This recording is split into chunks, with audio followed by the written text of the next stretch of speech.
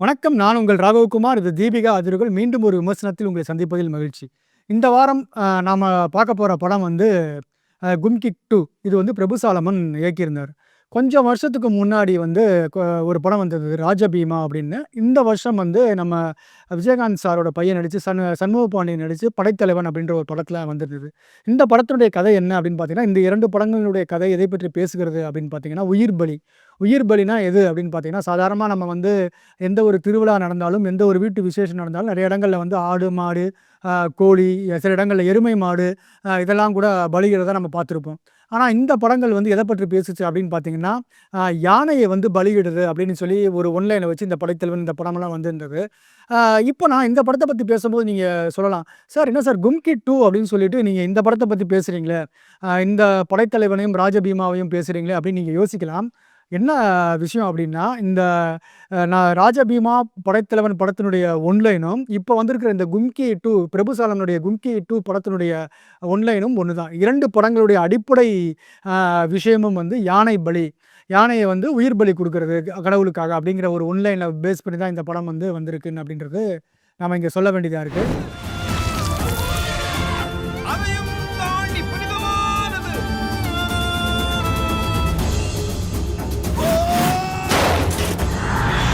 எனக்கு என்னமோ அந்த யானையை பார்த்தா மதம் பிடிச்ச மாதிரி தெரியுது. இந்த படம் ஒன்லைன் தான் ஒண்ணா வந்துருச்சு. ஆனா படத்துல சொல்லப்பட்ட விதம் வந்து எப்படி இருக்கு அப்படிங்கிறத நாம வந்து இப்ப பார்ப்போம். ஏன் நம்ம இத சொல்றோம் அப்படின்னு கேட்டீங்கன்னா, இந்த 2 படங்களுமே இந்த 2 ஆண்டுகளுக்குள்ள தான் வந்தது. ஆனா கும்கி 2 படத்தினுடைய கதையும், அதனுடைய பல காட்சிகளையும் அவர் வந்து 2018, 19லயே அவர் எடுத்துட்டாரு.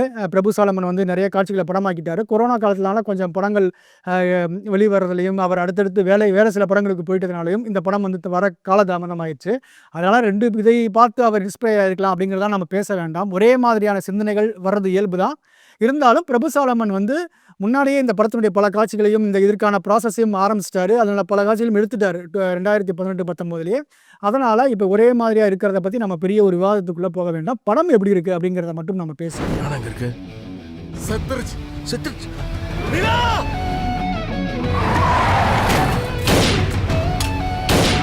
திம்மம் மலைப்பகுதியில வந்து வழக்கம் போல அவருடைய ப கா கா காட்டுப் பகுதி படம் தான் அது.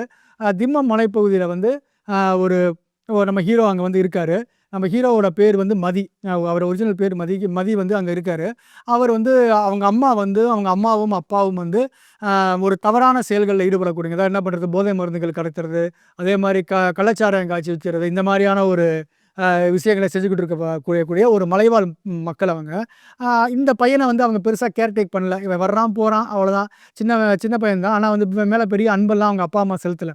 இந்த சிச்சுவேஷன்ல அவன் என்ன பண்றான், அந்த பையன் ஒரு நாள் ஸ்கூல் முடிச்சுட்டு வரும்போது, ஒரு குட்டி யானை, யானை வந்து ஒரு பெரிய சகதியில வந்து விழுந்து கிடக்கிறத பார்க்குறான்.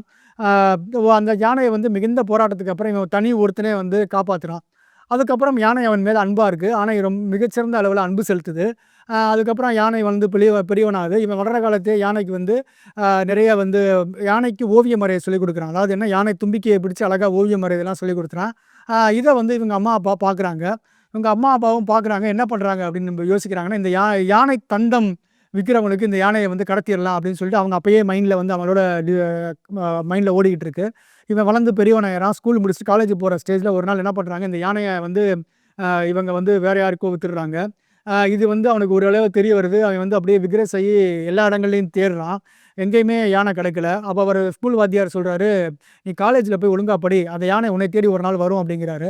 அவன் காலேஜ்ல தேடி படிக்கிறான். அப்புறம் எங்க தான் இருக்கு யானை அப்படின்னு தேடி பார்க்கும்போது, இந்த யானை வந்து இப்ப கும்கி யானையா வந்து பயன்பட்டுக்கிட்டு இருக்கு அப்படின்னு வந்து கண்டுபிடிக்கிறான்.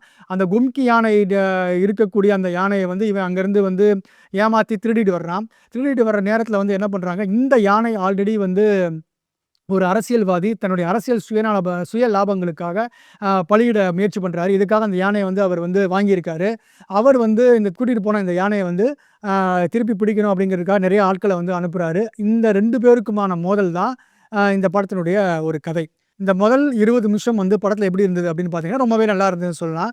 அதனுடைய ஒளிப்பதிவாகட்டும், அந்த திம்மம் மலைப்பகுதியில அவர் எடுத்த விதமாகட்டும், யானைக்கும் அந்த சின்ன பையனுக்கும் இருக்கக்கூடிய அன்பு, அதெல்லாம் வந்து நல்லாவே பண்ணியிருந்தாரு.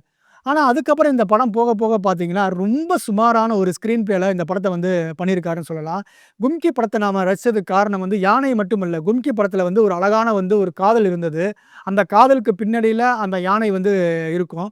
அந்த மாதிரி ஒவ்வொரு இடத்துலையும் வந்து அவருடைய எல்லா படங்கள்லையுமே வந்து ஏதோ சொல்ல முடியாத ஒரு உணர்வுடைய ஒரு வழி இருக்கும். இந்த வழிக்குள்ள ஒரு அழகான ஒரு மென்மையான ஒரு அன்பு இருக்கும்.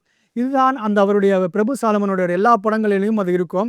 ஈவன் தோ கொஞ்ச நாளைக்கு முன்னாடி வந்த காடன் படத்தில் கூட அதுவும் யானையை பின்புலமாக கொண்ட கதை. அதுலேயும் கூட கொஞ்சம் ஓரளவுக்கு வந்து அவர் இந்த மாதிரி விஷயங்கள்லாம் ட்ரை பண்ணியிருப்பார்.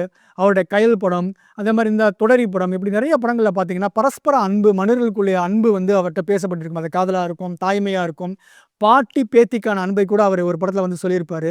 இப்படி எல்லா படத்துலையுமே சொல்ல முடியாத எளிய மக்களுடைய அன்பின் பரிமாற்றம் அவருடைய படத்தில் இருக்கும். ஆனால் இந்த படத்தில் அந்த மாதிரியான பரிமாற்றங்கள் எதுவுமே இல்லை.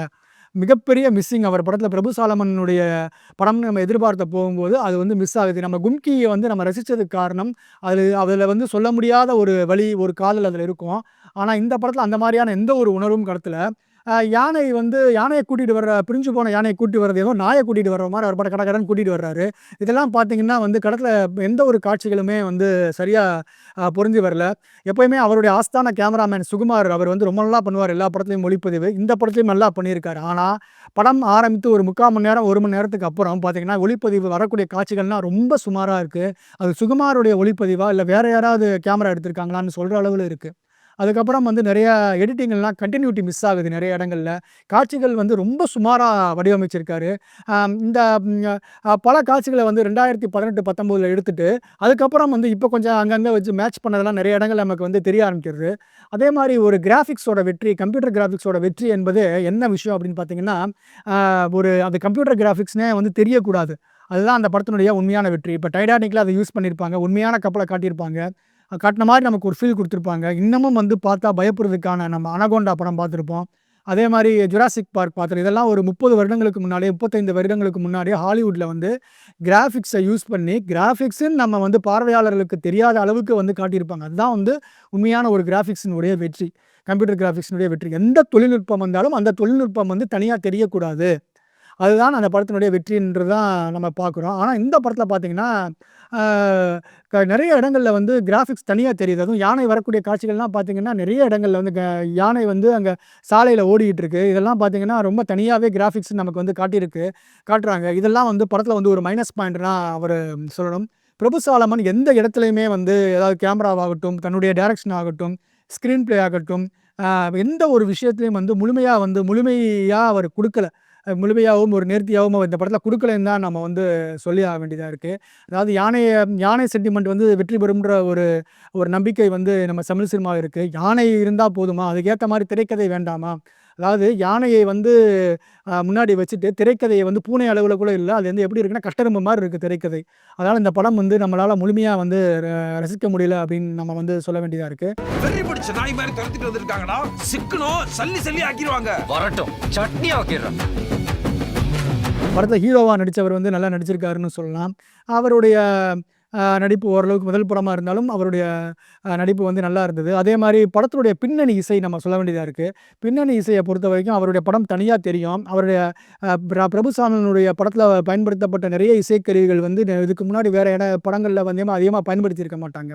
ஆனா இந்த படத்துல பின்னணி இசையே வந்து ஒரு இரைச்சலா இருக்கு. எப்படி இருக்கு அப்படின்னு கேட்டீங்கன்னா, டயலாக் பேசுற இடத்துல வந்து நம்ம டயலாக்கே காதுல கேட்காத அளவுக்கு பின்னணி இசை வந்து இருக்கு சில இடங்கள்ல. இதெல்லாம் படத்தினுடைய ஒரு குறையா நம்ம வந்து பார்க்குறோம். படத்தில வந்து வழக்கமான ஒரு சாதாரண படத்தில இருக்கிற மாரி ஒரு அரசியல்வாதி, சாதாரண ரவுடி இந்த மாரிலாம் காட்டியிருக்காங்க. இவருக்கு ஹீரோவுக்கு அப்புறம் ஓரளவு நல்லா நடிச்சவர் வந்து அர்ஜுன் தாஸ சொல்லலாம். இதே மாரி அதெல்லாம் வந்து கொஞ்சம் படத்தில வந்து நல்லா இருந்தது. இந்த படத்தில காமெடின்ற பேர்ல ஒருத்தர் நடிச்சிருக்காரு ஆண்ட்ரூஸ்.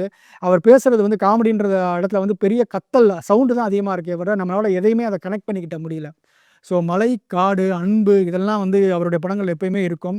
அந்த படங்களுடைய வாழ்வியல் வந்து அவர்ட்ட வந்து இருக்கும். அவர் ஒரு எளிய மக்களுடைய வாழ்வியல் வந்து அந்த படத்தில வந்து அவர் சொல்லியிருப்பார். அதுதான் அந்த பிரபு சாலமன் படத்தினுடைய வெற்றி அப்படின்னு சொல்லலாம். இந்த படத்தில பெரிய அளவுல வாழ்வியல வந்து அவர் பேசல. வாழ்வியல் மட்டும் பேசாததோடு மட்டுமன்றி, திரைக்கதையும் நான் ஏற்கனவே சொன்ன மாரி திரைக்கதைய வடிவமைச்சுட்டாரு. யானைய முன்னாடி கொண்டு வந்துட்டாரே தவிர, அதுக்கேத்த மாரி திரைக்கதைய வந்து மையப்படுத்தல. திரைக்கதை மிதையும் சுமாராவும் இருக்கு அப்படிங்கிறத நம்ம பார்க்குறோம். கதைகள் சில படங்களோட ஒத்துப்போனது நமக்கு பிரச்சனை இல்லை. திரைக்கதை வித்தியாசமாக இருந்திருந்தால் கண்டிப்பாக இந்த கும்கி 2 ஒரு மிகச்சிறந்த பிரபுசாலமனுடைய ஒரு படத்தில் வந்து ஒரு படமாக வந்திருக்க வேணும். இல்லாதனால இந்த படம் வந்து ஒரு சாதாரண படமாக நம்மிடம் கடந்து போகுது. நன்றி, வணக்கம். மீண்டும் அடுத்த விமர்சனத்தில் உங்களை சந்திக்கிறேன். உங்களிடம் விடைபெறுவது ராகவகுமார், தீபிகா திருவள்ளுக்காக.